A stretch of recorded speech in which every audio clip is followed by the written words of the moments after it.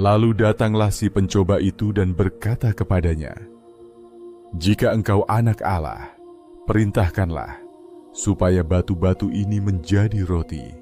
Tetapi Yesus menjawab, "Ada tertulis, manusia hidup bukan dari roti saja, tetapi dari setiap firman yang keluar dari mulut Allah."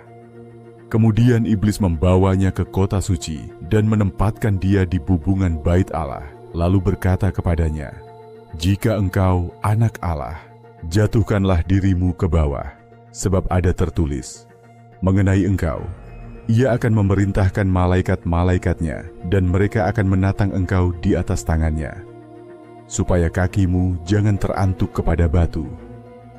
Yesus berkata kepadanya, "Ada pula tertulis, janganlah engkau mencobai Tuhan Allahmu."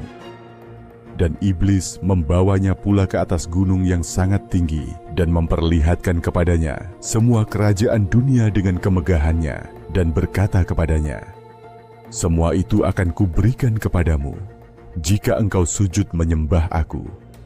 Maka berkatalah Yesus kepadanya, "Enyahlah iblis, sebab ada tertulis, engkau harus menyembah Tuhan Allahmu, dan hanya kepada Dia sajalah engkau berbakti." Lalu iblis meninggalkan dia, dan lihatlah, malaikat-malaikat datang melayani Yesus. Tetapi waktu Yesus mendengar bahwa Yohanes telah ditangkap, menyingkirlah ia ke Galilea.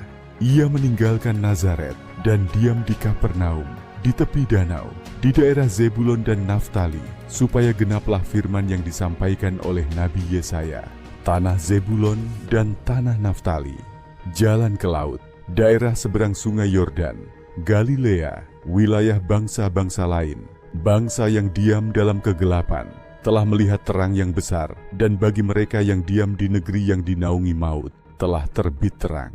Sejak waktu itulah Yesus memberitakan, "Bertobatlah, sebab kerajaan sorga sudah dekat."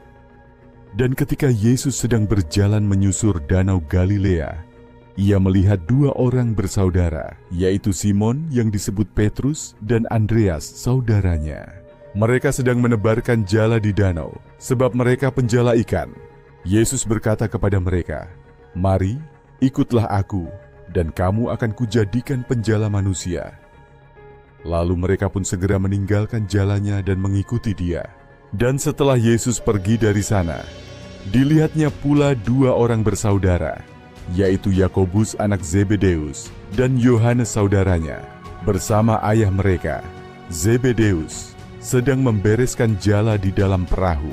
Yesus memanggil mereka dan mereka segera meninggalkan perahu serta ayahnya, lalu mengikuti Dia. Yesus pun berkeliling di seluruh Galilea. Ia mengajar dalam rumah-rumah ibadat dan memberitakan Injil Kerajaan Allah, serta melenyapkan segala penyakit dan kelemahan di antara bangsa itu.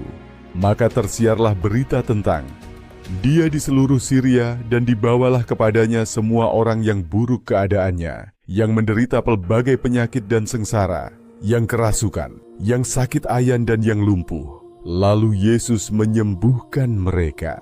Maka orang banyak berbondong-bondong mengikuti Dia. Mereka datang dari Galilea dan dari Dekapolis, dari Yerusalem dan dari Yudea dan dari seberang Yordan.